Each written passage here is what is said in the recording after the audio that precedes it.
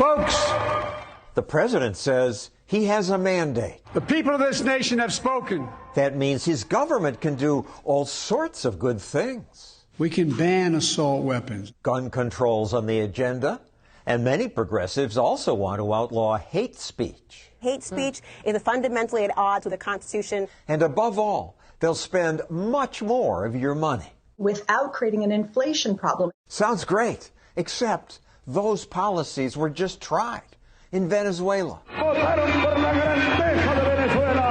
Hugo Chavez thrilled American celebrities by embracing not just socialism, but the very ideas they'd advocated.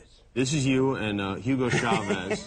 He says, help me write my speech. He is one of the most important forces we've had on this planet. You have to be blind to actually believe that. Andres Gilarte is one of the thousands of Venezuelans who protested socialist rule.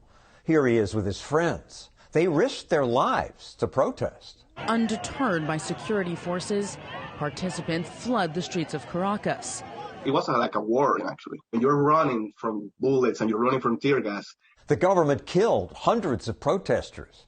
Yet the protests continued for months because those very policies that American celebrities loved created horrible hardships. We can't take it anymore. Now even basic protest is often illegal because Venezuela passed a hate speech law. The law bans Venezuelans from spreading violent or hateful content through TV, radio, or social media platforms. Yet that's exactly what half the Democrats in America now want. Free speech is protected. Hate speech is not protected. A ban on hate speech may sound good, but the problem is the ruling party, they decide what hate speech is. In America, some politicians in the ruling party also want to add 4 new justices to the Supreme Court. A 13-member Supreme Court. Chavez did pack his Supreme Court. They changed it from 20 people to 32 people. And the court has never ruled against him. After that, no. Venezuela also passed gun control laws, something else America's ruling party would like to do.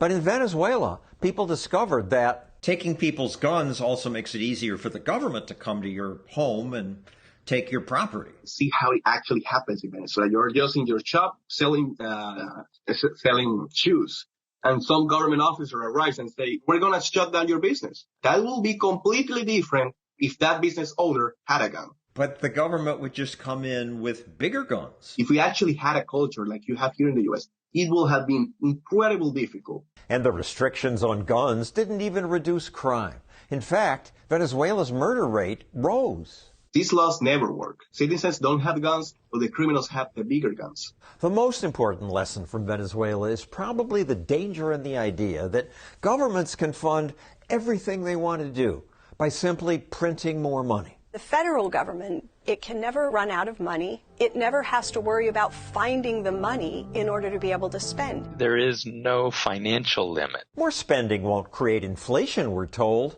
It'll do the opposite. Driving down prices, not raising prices. There's a new movement in America that we could just print more money and it won't cause problems, won't cause inflation, and it'll just stimulate. Well, of course, John. That's how economy works. You just print money because money comes out from the trees. Venezuela printed that money and spent it on programs they said would help the poor. His supporters say that Chavez is the country's first president to genuinely care about the lower class. But the poor were the people hurt most by the inflation that followed. Cost of most basic goods has soared. The oil-rich country's inflation rate at 270%. Inflation expected to hit 700% this year. 400,000%. 1,000,000%. Inflation's up in the United States, too, and the direction looks ugly. But inflation here hasn't exploded the way it did in Venezuela. It doesn't mean that it can't happen. That, unfortunately, is true. Remember, Venezuela was once very rich. We were the richest economy in Latin America. We were the promised land. People from America were going to Venezuela to build businesses. But now, Venezuelans try to escape. Carrying their lives on their backs. Everything can fall to the ground really quickly. Inflation is like a cancer. You never know when it's going to hit you. The idea that massive government spending and all those other feel-good policies will work in America when they've already failed elsewhere, that's a dangerous myth.